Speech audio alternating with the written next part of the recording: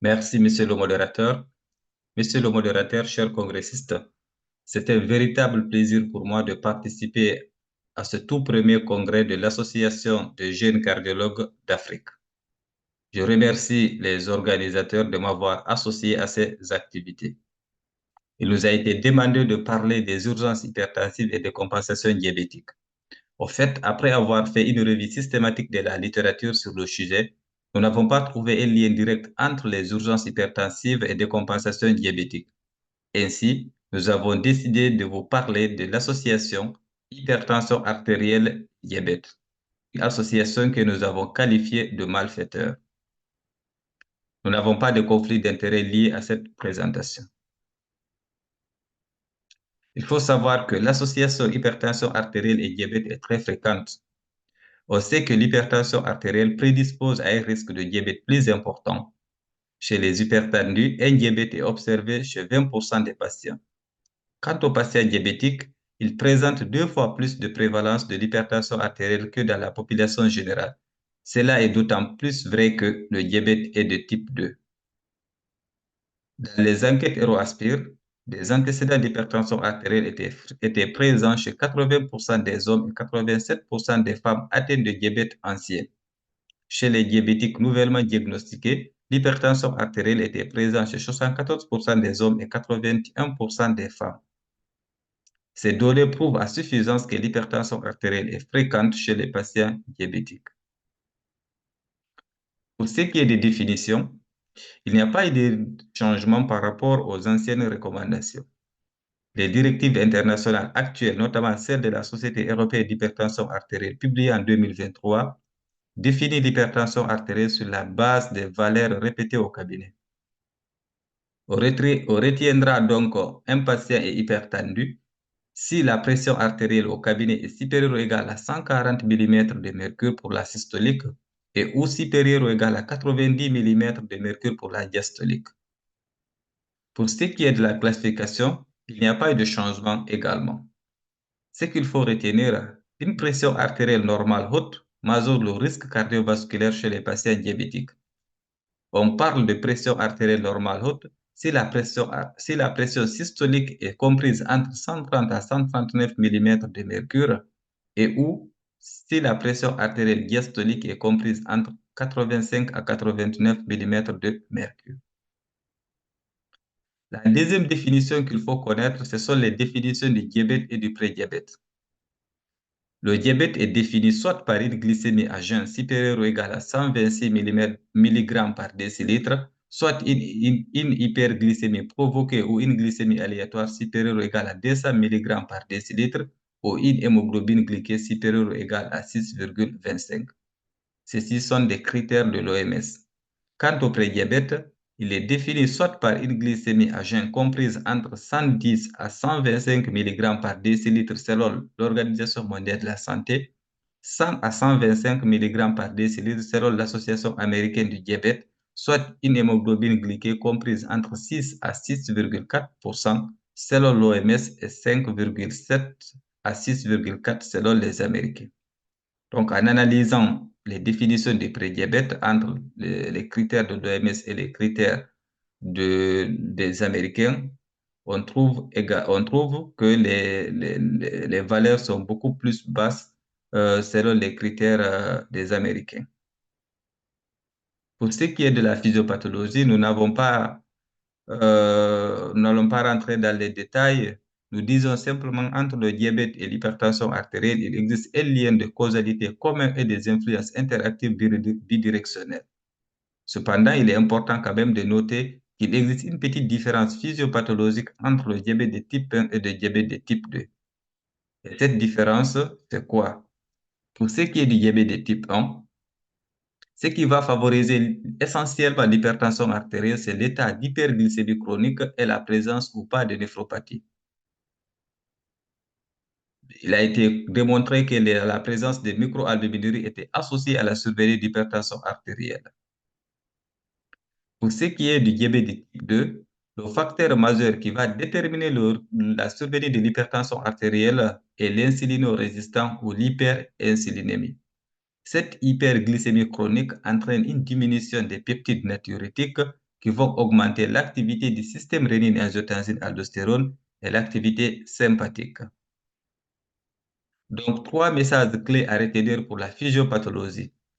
Quel que soit le type de diabète, la prédisposition génétique est présente. Pour le diabète de type 1, elle est en rapport avec l'atteinte rénale, et dans le diabète de type 2, c'est beaucoup plus en rapport avec l'insulino-résistant.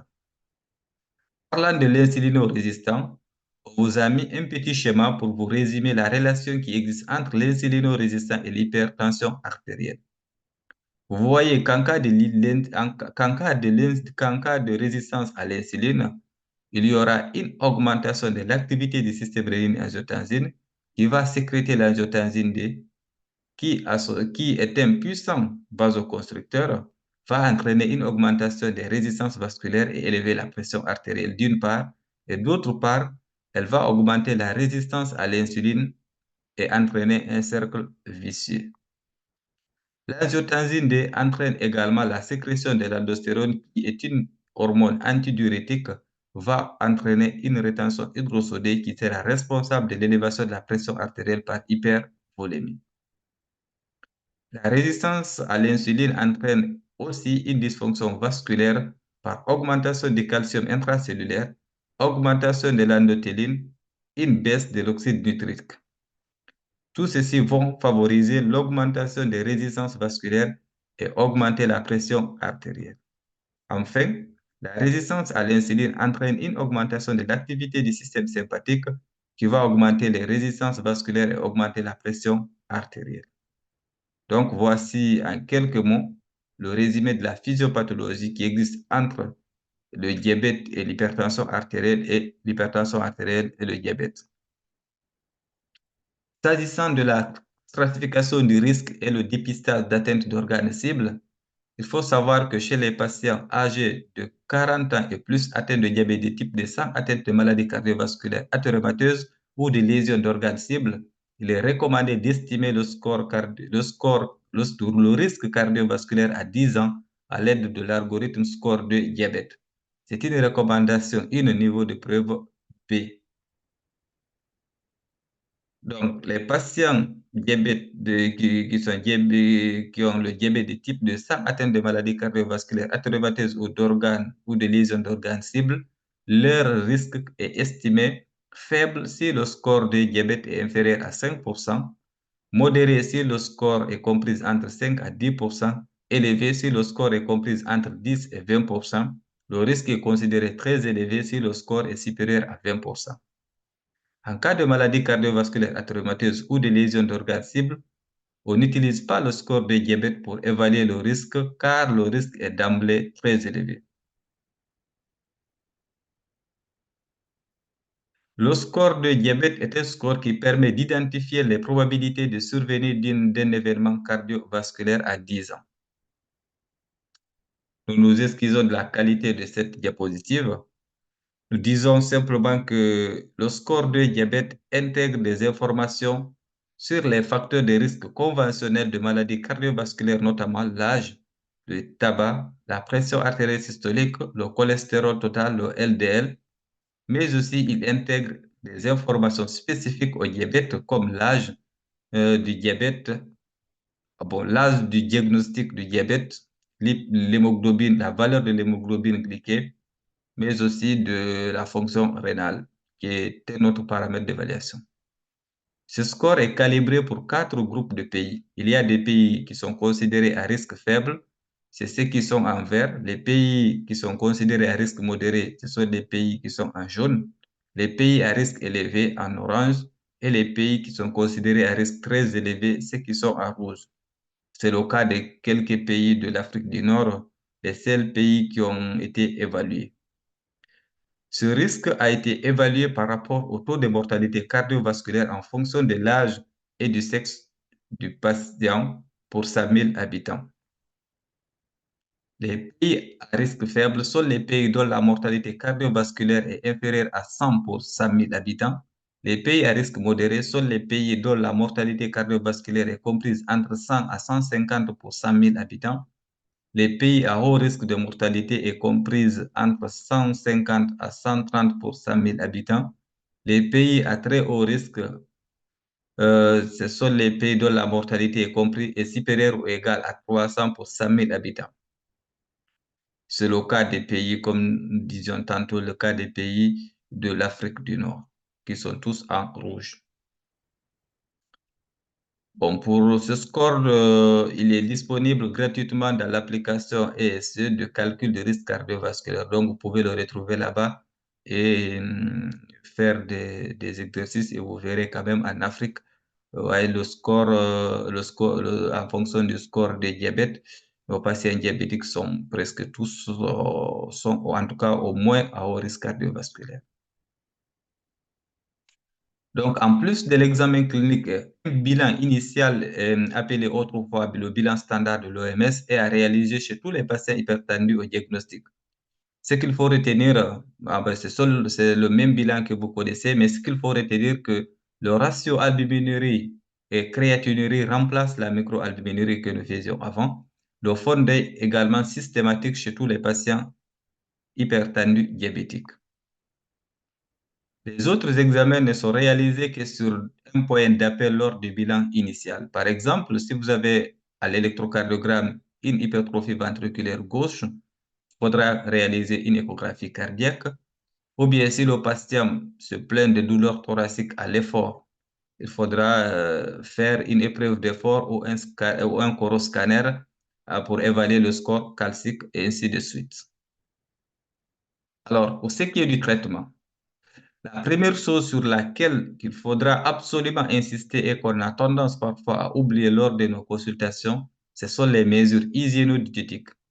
En effet, elles doivent être placées au premier plan de la prise en charge du patient car il a été démontré qu'un régime alimentaire riche en légumes, en fruits, en produits laitiers faibles en gras, une réduction du sodium à moins de 100 millimoles par jour, une augmentation de l'apport en potassium améliorerait le contrôle de la tension artérielle. Un entraînement physique à long terme qui mélange exercice à prédominance aérobique et entraînement d'exercice résistance dynamique réduit significativement la pression artérielle systolique de moins 7 mm de mercure et moins 5 mm de mercure de la pression artérielle diastolique. Une perte pondérale de 5 à 10% du poids corporel est fortement associée au contrôle des facteurs de risque. Maintenant, ce qui est du traitement pharmacologique, on se pose souvent la question à quel moment on va commencer le traitement médicamenteux et quelles sont les cibles thérapeutiques. Alors là, les recommandations européennes publiées en 2023 ont répondu à cette question. Qu'est-ce qui est dit? Un antihypertenseur est recommandé pour les patients atteints de diabète de type 1 lorsque la pression artérielle systolique au cabinet est supérieure ou égale à 140 mm de mercure et où la pression artérielle diastolique supérieure ou égale à 90 mm de mercure. Ça veut dire quoi? Ça veut dire que tout patient diabétique qui a une pression qui est hypertendue, que ce soit grade 1, à partir du grade 1, il faut initier un traitement médicamenteux. C'est une recommandation, un niveau de preuve A. Qu'en est-il des objectifs tensionnels ou les cibles? L'objectif principal du traitement est de viser une pression artérielle systolique à 130 mm de mercure et inférieure à 130 mm de mercure si elle est bien tolérée, mais pas inférieure à 120 pour les personnes âgées de plus de 65 ans. Leur cible se situe autour de 130-139 mm de mercure. Là aussi, c'est une recommandation, un niveau de preuve A. Est-ce qu'il faut noter que les patients diabétiques présentant un risque accru d'AVC, un objectif de moins de 130 mm de mercure peut être envisagé chez les patients âgés de plus de 65 ans. Concernant la stratégie thérapeutique, ce qu'il faut retenir que la stratégie thérapeutique est la même que chez les patients hypertendus non diabétiques. Donc, on pourra après en discuter. Si on décide de traiter le patient, alors comment on doit faire? Compte tenu des difficultés liées au contrôle de la pression artérielle dans le diabète et de l'importance pour atteindre les cibles thérapeutiques chez les patients présentant un risque cardiovasculaire élevé, il est recommandé de commencer par une bithérapie fixe, à savoir un inhibiteur du système rénine-angiotensine associé soit à un inhibiteur calcique ou à un diurétique thiazidique. C'est une recommandation 1 au niveau de preuve A. Cette association prévient l'apparition et la progression des complications rénales du diabète plus efficacement que les autres associations d'antihypertension. Il faudra envisager les bêta-bloquants lorsque cela est spécifiquement indiqué, notamment dans l'insuffisance cardiaque à fraction d'éjection réduite, dans le post-syndrome coronarien, en cas de fibrillation atriale associée ou chez les femmes désireuses de grossesse. Et dans cette dernière, il faudra privilégier le nebivolol.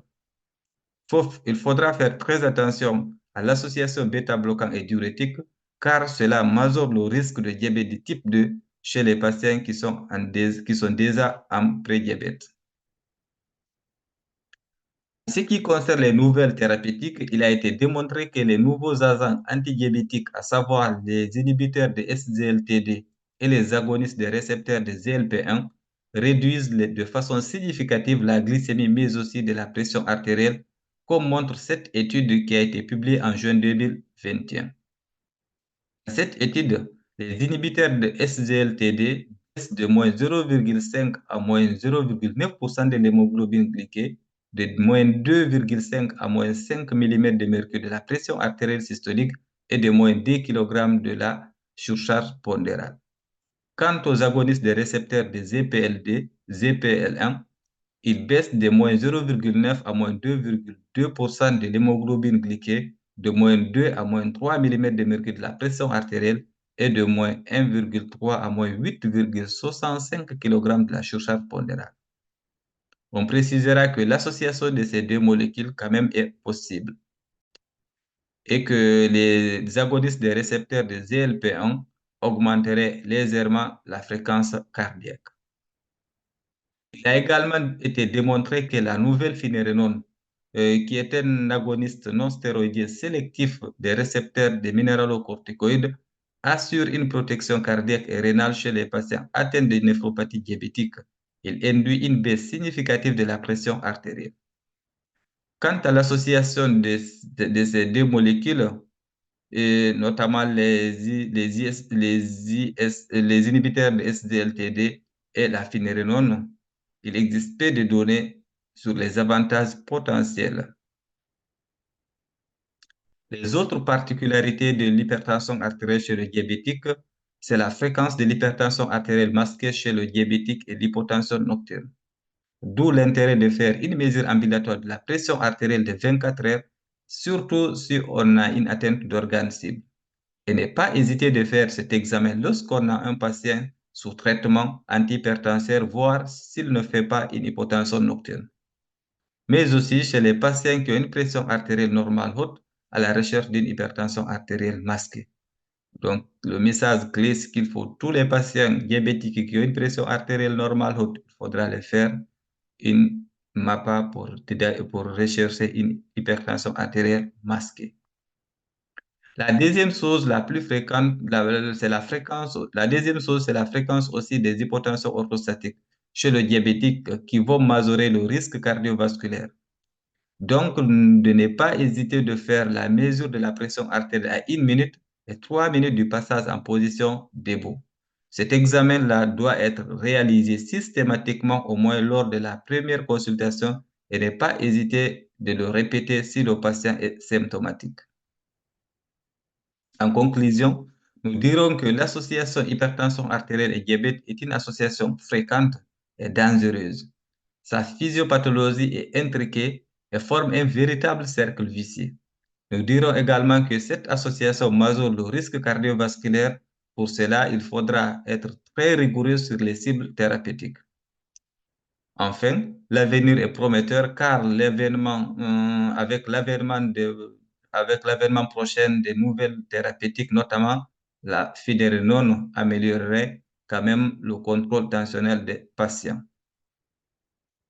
Monsieur le modérateur, je ne saurais terminer cette présentation sans rendre un vibrant hommage à notre regretté collègue, le docteur Douma, qui a été un pilier de notre association et une amie précieuse à tous les membres de cette association.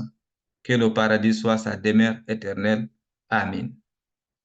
Merci pour votre attention.